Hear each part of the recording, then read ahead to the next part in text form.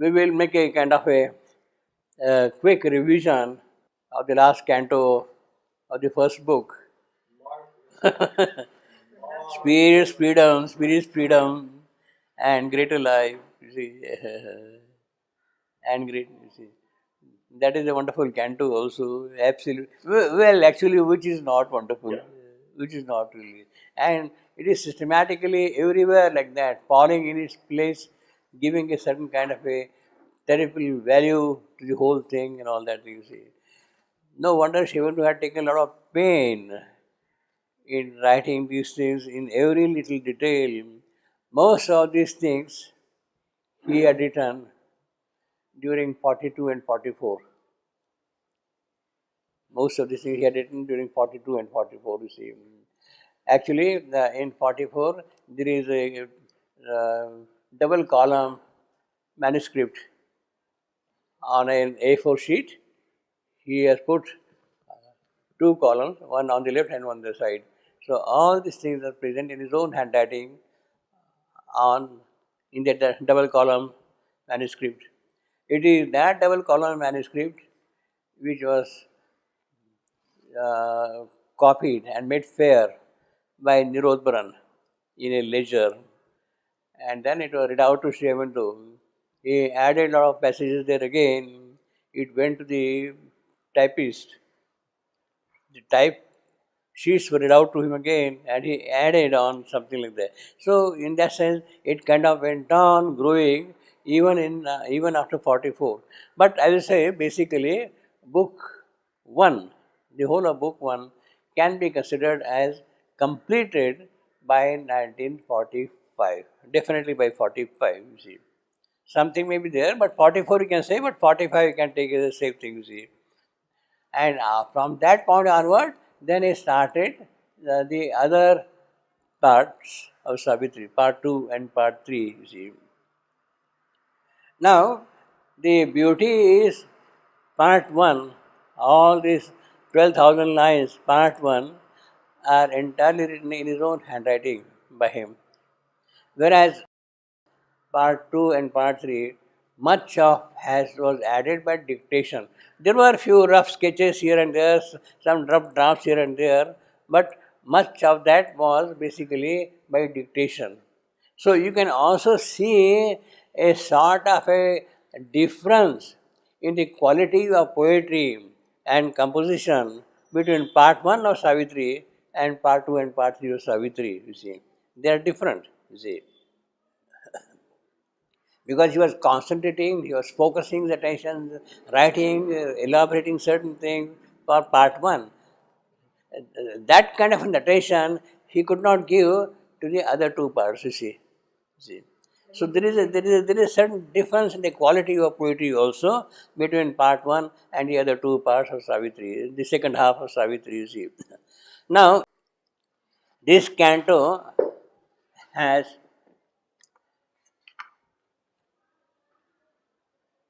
7 sections: 18, 19, 20, 21, 22, 23, 24. 7 sections. Total number of sentences is 136.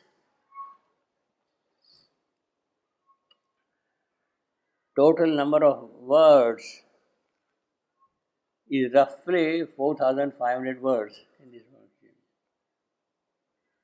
Roughly 4,500. So it's a fairly long canto that we see. 4,500 words. It's a big canto we see that way. Now, in the previous canto, we were brought to this point in Canto 4, in the secret knowledge.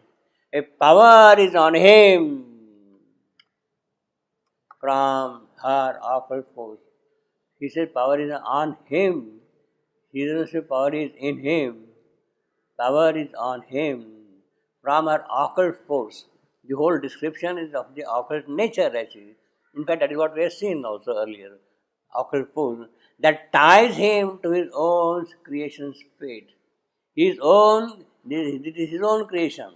And by that power, he is tied to this creation, you see. And never can the mighty traveler rest. And never can the mystic voyage cease. because because the entire purpose of his coming here is the nation dusk is lifted from man's soul. Nation dusk lifted from man's soul. That is the avataric karya, avataric work, avataric mission he has come to do and accomplish. That the dusk is lifted from man's soul. Man is at the moment product of nations, of inconscient nature, and that has to go away.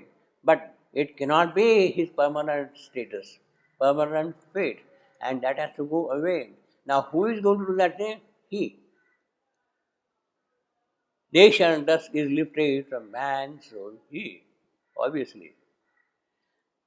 And the elaboration of that thing is, and the mounts of God have taken this night. That is an elaboration of the same line. As long as nature lasts, he too is there, obviously, because he cannot disconnect himself from nature. It is the work of nature he has to do and fulfill here. He has a kind of a responsibility to see that nature makes progress, makes progress. Even when he sleeps, he keeps her on his breast. Whoever leaves her, he will not depart to repose without her in the unknowable. To repose without her in the unknowable, in the Paratpara, unknowable Paratpara, beyond every manifestation, beyond Sachidananda. That is the unknowable. Means unknowable means the absolute, where everything is kind of present in its potential, and it has to come into manifestation. Because it is present as a potential, it is unknowable. See, what has not come out in manifestation, what can you know about it? That is plain logic of it, you see. It has not come out here, so it is unknowable to you. But it is there. It is there. And the whole purpose is, the whole effort is to bring that thing more and more into manifestation, you see. To repose without her in the unknowable. Now, this is something absolutely unique to Ashwapati. Maybe others will come and go and disappear in the unknowable. But Ashwapati's task is not that. Ashwapati's task is to fulfill himself here, to see that nature gets her due, nature is made to progress all that thing. That is the task which is good. So it is till to repose without her. He cannot repose without her. They are so tied together with each other, they cannot he cannot just leave us aside. There is a truth to know, a work to do, there is a plan in the mother's deep world whim, a purpose in her vast random game. This ever she meant in the first dawn of life. This ever she meant. See that awful force, that nature. This ever she meant. See in the first dawn of life, the arrival of life itself, Pranamaya Purusha. This constant will she covered with her soul to evoke a person. What is her will? What does she want to do?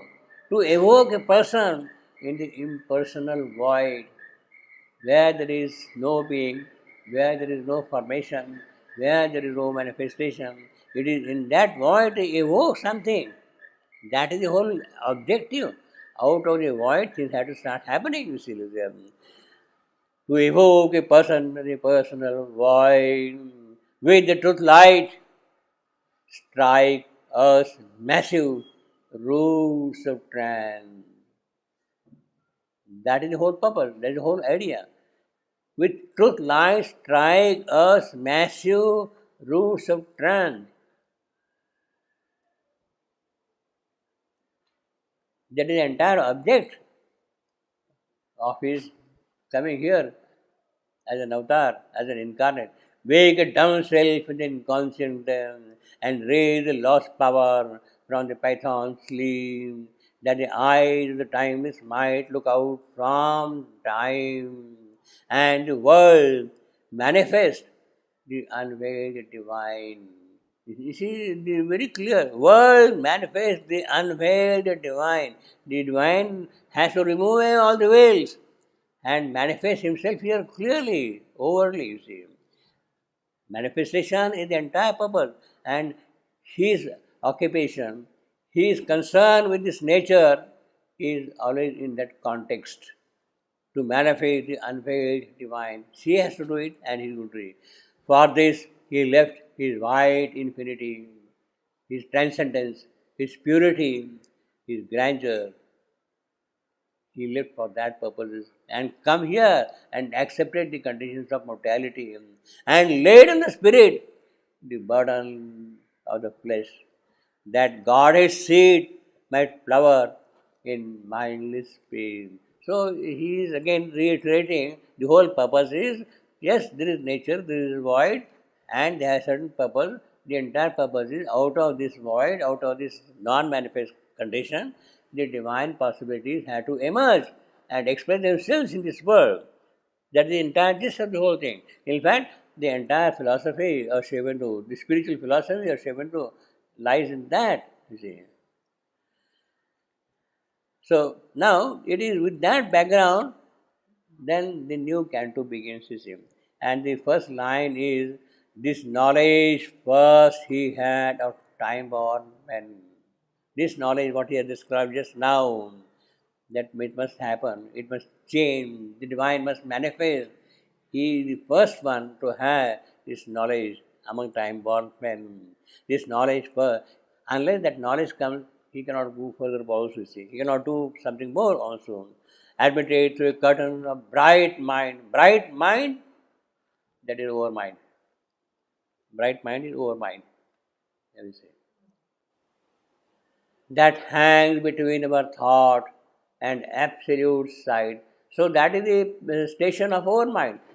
Our mind is somewhere there between our thought and something which is beyond the transcendent. It is there, hangs between our thought and absolute sight. He found the occult cave, the mystic door, near the well of vision in the soul, well of vision in the soul, where had entered where the wings of glory brood, in the sunless space where all is forever known. Well, so now he is moving further like that, you see, indifferent. But he also experiences that, yes, all that is true. Body rules bound now to spirit's powers. Spirit's powers are not constrained by body's rules. The physical cannot remit the powers and expression of the spirit. The body rules bound not the spirit's power. Body rules subject to death, decay, disintegration, ignorance, tamas, all the things. No, no, no. They are not really binding on the spirit at all, spirit's power. They are about that thing. When life has stepped in the beast, death broke not in. You see, death broke not in because body rules do not govern his existence. So death does not enter in at all for him, you see. Thus could he step into that magic flame and goes on like that. We'll move further up, you see. In the glow of the spirit's rose of memories, only her warlike. Now, there is an important line, important phrase here, which is quite important. The will to live.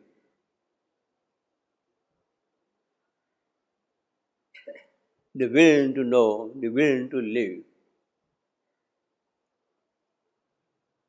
Under a reign of death, the will to live under a reign of death. That is a great that is a great kind of assignment he has taken upon himself, you see. Will to live under a reign of, yes, there is all pervading death, but then there is the will not to succumb to death, not to succumb to death, and worse out through the appearance of his soul by miraculous birth in plasm and camp, the mystery of God's covenant with the night. This is a very important thing, the will to live